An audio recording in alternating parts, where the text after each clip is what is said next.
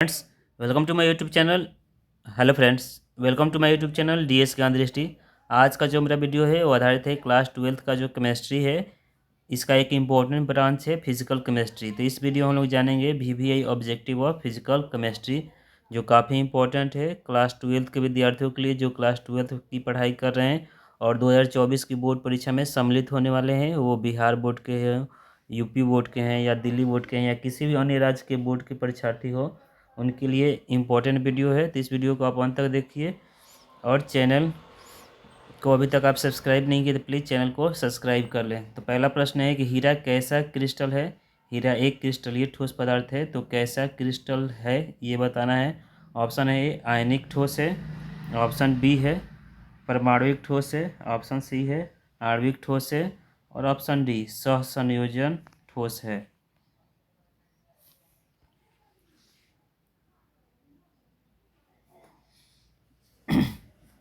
तो प्रश्न संख्या एक, हीरा एक कैसा क्रिस्टलीय ठोस पदार्थ है। तो इसका सही जवाब हो जाएगा ऑप्शन डी सहसंयोजक क्रिस्टलीय ठोस पदार्थ है हीरा। हीरा का अपवर्तनांक भी सबसे अधिक होता है, इसी कारण यह विश्व का सबसे कठोर पदार्थ हीरा ही है। प्रश्न संख्या दो है, इकाई सेल कितने प्रकार का होता है। एकक कोशिका जो होती है इकाई सेल, जिसको इंग्लिश में यूनिट सेल कहते हैं, वो कितने प्रकार का होता है। ऑप्शन से ए एक, ऑप्शन बी दो, ऑप्शन सी तीन और ऑप्शन डी चार।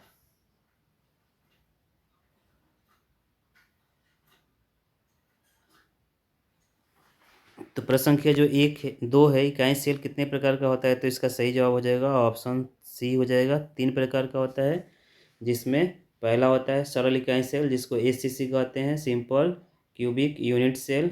ऑप्शन दूसरा होता है BCC, body centred unit cell, पिंड केंद्रित इकाई सेल।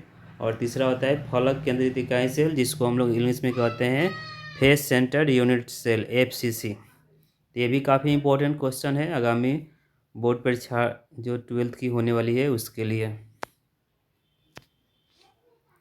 प्रश्न संख्या तीन है, सोलर सेल में उपयोग किए जाने वाला पदार्थ सोलर सेल में उपयोग किए जाने वाले पदार्थ में होता है। मतलब सोलर सेल में कौन सा पदार्थ यूज किया जाता है। ऑप्शन से caesium, option B silicon, option C tin और ऑप्शन डी टाइटेनियम।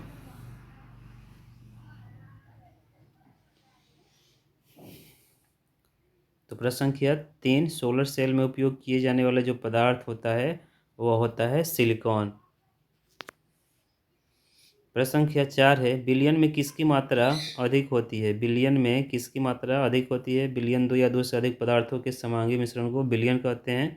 तो प्रश्न है कि बिलियन में किसकी मात्रा अधिक होती है। ऑप्शन से विलेय की, ऑप्शन बी विलायक की, ऑप्शन सी विलेयता की और ऑप्शन डी इनमें से कोई नहीं।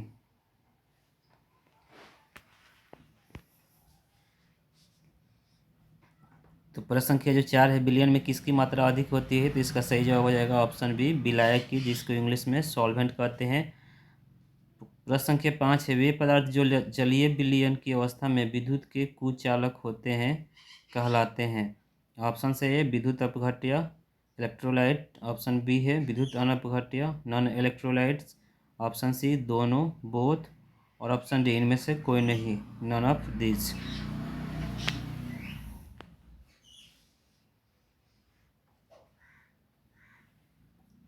तो प्रश्न संख्या जो पाँच है, वे पदार्थ जो जलीय विलयन की अवस्था में विद्युत के कुचालक होते हैं वे कहलाते हैं विद्युत अनपघट्य, जैसे लकड़ी, कोयला, ईंट पत्थर इत्यादि।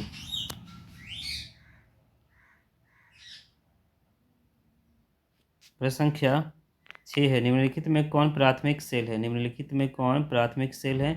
ऑप्शन से A Leclanche cell, option B lead storage cell या बैटरी, ऑप्शन सी दोनों और ऑप्शन डी इनमें से सभी, ऑल ऑफ दिस।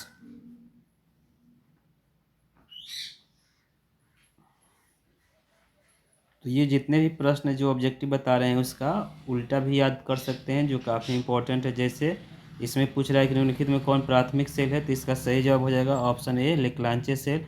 तो आप ये भी याद कर सकते हैं कि निम्नलिखित में कौन द्वितीयक सेल है, तो इसका सही जवाब हो जाएगा option B lead storage cell. तो इसके उल्टे भी आप याद कर सकते हैं, जो आगामी बोर्ड के लिए 12th बोर्ड जो है उसके लिए काफ़ी इंपॉर्टेंट साबित होगा। प्रश्न संख्या 7 है, वे बाह्य पदार्थ जो अभिक्रिया के वेग को प्रभावित करते हैं, या यूँ कह सकते हैं कि वे बाह्य पदार्थ जो अभिक्रिया के वेग को बढ़ा या घटा देते हैं, तो उसे हम क्या कहते हैं। ऑप्शन से ए अधिशोषक, ऑप्शन बी अवशोषक, ऑप्शन सी अवकारक और ऑप्शन डी उत्प्रेरक।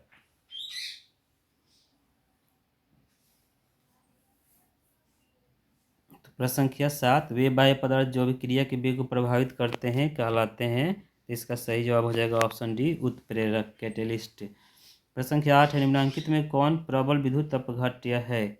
ऑप्शन से है सोडियम क्लोराइड, ऑप्शन बी है सिलिकॉन क्लोराइड, ऑप्शन सी है टिन क्लोराइड और ऑप्शन डी इनमें से कोई नहीं।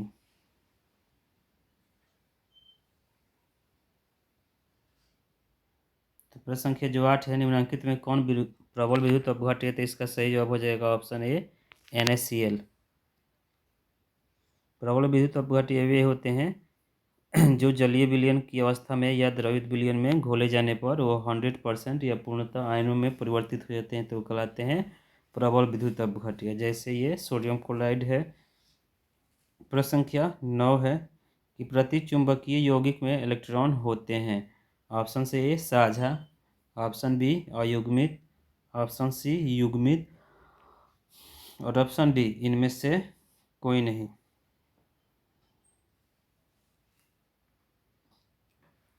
तो जो प्रश्न संख्या 9 है, प्रतिचुंबकीय यौगिक में इलेक्ट्रॉन होते हैं, तो इसका सही जवाब हो जाएगा ऑप्शन सी युग्मित होते हैं, पेयर्ड में होते हैं। जबकि अयुग्मित जो यौगिक होते हैं उसमें जो इलेक्ट्रॉन होते हैं, अनुचुंबकीय जो यौगिक होते हैं उसमें इलेक्ट्रॉन जो होते हैं अयुग्मित होते हैं, अनपेयर होते हैं। जैसे 1 3 5 7 ये इस क्रम में होते हैं, जबकि प्रतिचुंबकीय यौगिक में इलेक्ट्रॉन युग्मित होते हैं, जैसे 2 4 6 8 इत्यादि। प्रश्न संख्या 10 है कि ताप में वृद्धि के साथ धातु की चालकता ऑप्शन से ए घटती है, ऑप्शन ए है बढ़ती है, ऑप्शन बी है घटती है, ऑप्शन सी अपरिवर्तित रहती है और ऑप्शन डी दुगुनी होती है।